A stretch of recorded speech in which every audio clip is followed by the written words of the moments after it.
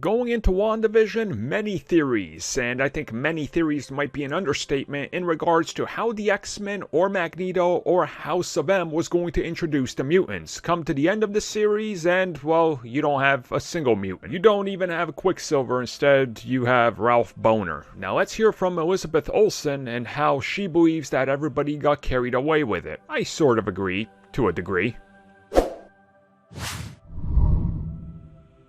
So ever since WandaVision ended, there's been plenty of interviews out there in various different forms from various different outlets, whether it's them speaking to people or it's a written interview and a response, whatever you will, there's plenty of it. People are digging through it. And one that we're going to talk about today is from Variety. And it has some interesting updates or quotes, if you will, from Elizabeth Olsen, along with other people working on the series, such as Jack Sheffer, for example, who we've talked about plenty, as she was responsible for this series. She created it. Well, when it comes to all the theories we've heard about, Magneto, played by either Ian McKellen or Michael Fassbender, or Professor X, played by Patrick Stewart, showing up, or anything like that. First, we hear from Jack, and she says that she did not expect people to get that carried away by them teasing this huge element.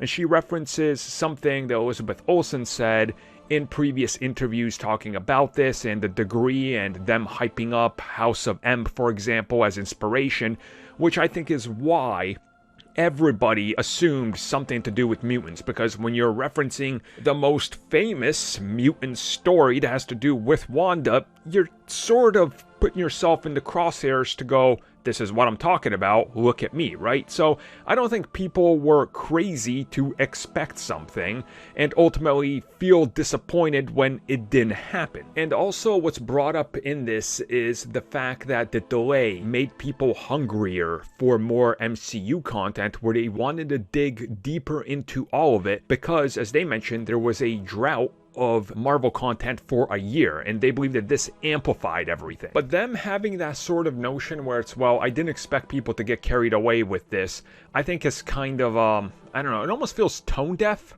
And I'm not hating on it or anything, but just that response, because they know this is the MCU. Every single junket leading up to this series, when asked about mutants or House of M or anything, they would say, well, I guess stay tuned, or you have to watch and find out. Then they cast Evan Peters and he's Quicksilver, and they decided, well, we're going to play that up. We could have cast anybody, but we decided to cast him because it would get people talking.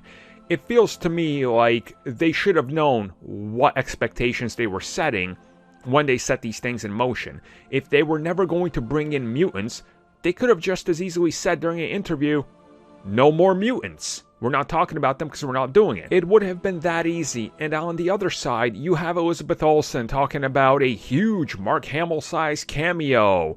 And you have Paul Bettany teasing a legendary actor he's always wanted to work with. You compound this with everything else I just talked about. Of course people got carried away. The expectations were so high, you couldn't possibly hit them. That's where a lot of people's disappointment comes from.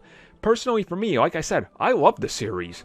I don't grade things on here anymore because people love to throw numbers on it and be like, wow, you gave this a 7.5, you gave this a 6. You have to listen to what I'm saying to get the full score, but I'm not saying I give it an 8 or a 6 or anything. I'm saying I loved it. I have plenty of problems with it, though, specifically in the end, but overall, I enjoyed it, and I think their expectations that they built up justify disappointment from many people.